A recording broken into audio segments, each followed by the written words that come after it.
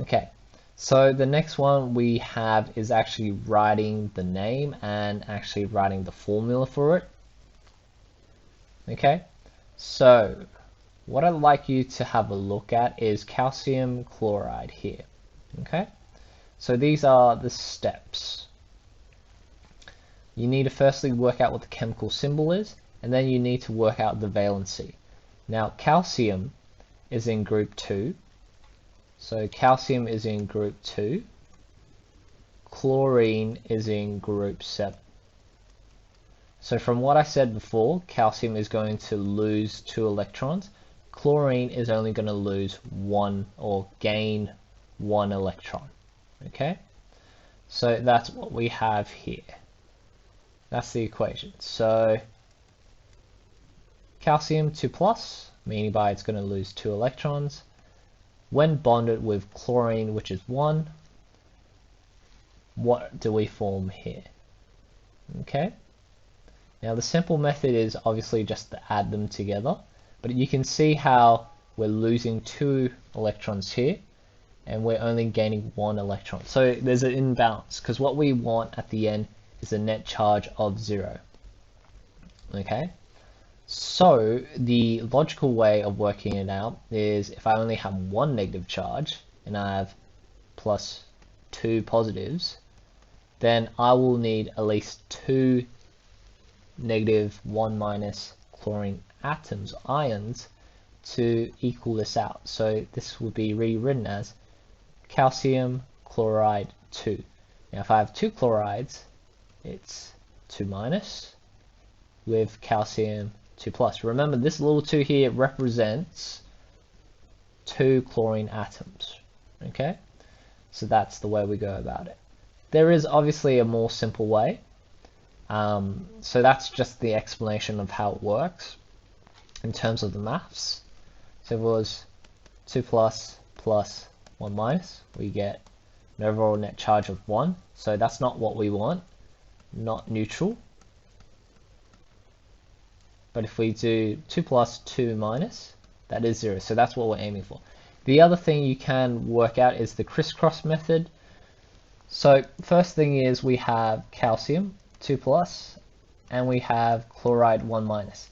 Now when you compare the charges, you can see that they are different to each other. So if the charges are different, firstly cross out the plus, cross out the minus, and simply move these numbers to the other side of each other, and you get the same answer there. Okay, and that's how you write the equation. The other way we can go about it is actually, let's use sodium chloride as an example. So I'll just gap this up. So sodium is +1, chloride is 1 minus. You can see that the charges are the same number. Okay, so if it's the same number charge, just get rid of the +1, get rid of the -1, and add the symbols together. Same charges, or same charges, but, or I'll say that again. Same number, but opposite charges, write symbols together. Different numbers, opposite charge, right? Get rid of the charge numbers and swap the numbers across each other. Remember, the swap always goes to the bottom. Okay? This isn't math, so you don't write the numbers on top. Next one we have is naming the compound. So the idea is very simple. When we name an ionic compound, it goes into 2 structures. We have the metal name, and then the non-metal comes second. Metal ion name. Okay? So the metal never has a name change. So if we're looking at calcium here, it's always going to be calcium regardless. Here, Cl is chlorine. Okay, there's a really simple method. So you can see this naming that we have here, chlorine. You get rid of the last 3 letters and you add IDE. So it's going to be called calcium chloride. Okay, and that's how you name your ionic compound. Okay, so I'm going to show you just a couple of names, and then you can have a go at the questions yourselves afterwards. So sodium is +1, fluorine is -1. So you can see if it's the same number, so if it's the same charge number, you just add the symbols together. So it's F, NaF. In terms of the name, metal comes first, so it's sodium. Next is fluorine, so fluorine. You can see again we get rid of the last three letters and we write IDE, so fluoride. Next one we're going to use is this one here, potassium. On the periodic table it's in group 1, so it has a charge of +1. Oxygen is in group 6, so it has a charge of 2-. So that's K, that's O. So we see that the charges are different.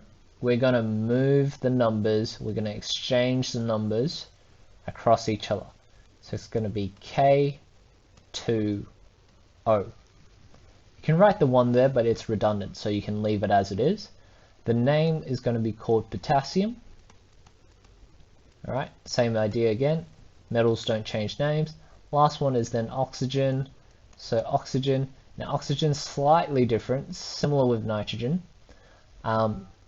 Oxygen, you get rid of the last 4 words and we call it oxide. Okay? With magnesium and nitrogen, it's called magnesium nitride. Okay, so that's the naming of that. So hopefully that explains how ionic compounds form, how we name ionic compounds, and how we write the chemical formula of ionic compounds there. Okay.